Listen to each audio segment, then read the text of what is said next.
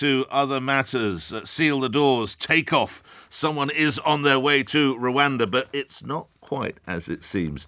LBC's political editor, Natasha Clark, has all the details. So what have they achieved, Natasha? So, Nick, the government has confirmed that for the first time an asylum seeker from the UK has been sent to Rwanda. The individual, we understand, left the UK in the last few days on a commercial plane, and they were paid up to £3,000 in relocation fees to do so. Now, it's important to say this is not part of the government's Rwanda scheme as we understand it. It is not a deportation. Several weeks ago, I'm told that the government designated Rwanda as a safe place for asylum seekers who are trying to stay in the UK for them to go, as a third country for them to go. So there are already 19,000 voluntary removals every year, Nick, and some of those people, if they're told their claims are not going to be accepted, they can have the offer to go on somewhere else or back to the country in which they came from. Now, because the government has done so, they've designated it as safe, that's what's happened in this case. This individual, I'm told, when Rwanda was added to that safe list, they basically took up the offer to be sent to Rwanda. So they were not detained,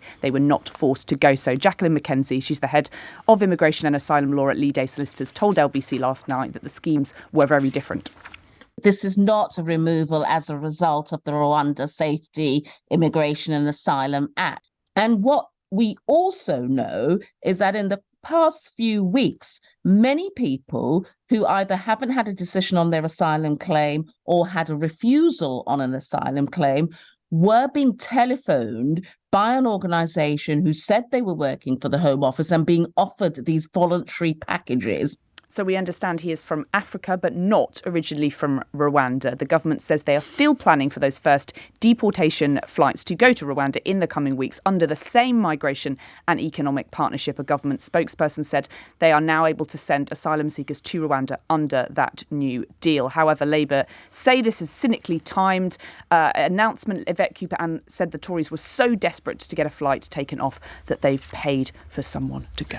Just lastly and briefly, there was a standoff earlier this week between Westminster and Dublin over the suggestion that Ireland were going to seek to send the people who've gone south of the border from Belfast back into the UK. Any developments on that? Is it still just a standoff between the two parties? So we had a press conference earlier this week between the Irish and the British. Essentially, they cannot send them back to the UK unless we say so. The UK government says absolutely not, unless there is a returns deal with France. And at the moment, there is no such EU-wide deal for sending asylum seekers back. I think this seems, from speaking to people in government, it sounds like it's a case of both sides trying to talk quite tough on migration. But yes, Rishi Sunak saying that actually the fact that more migrants are crossing the border over from Northern Ireland to the Republic shows that the Rwanda scheme is working as a deterrent. Now, the proof will be in the pudding when those flights eventually, if they do indeed take off.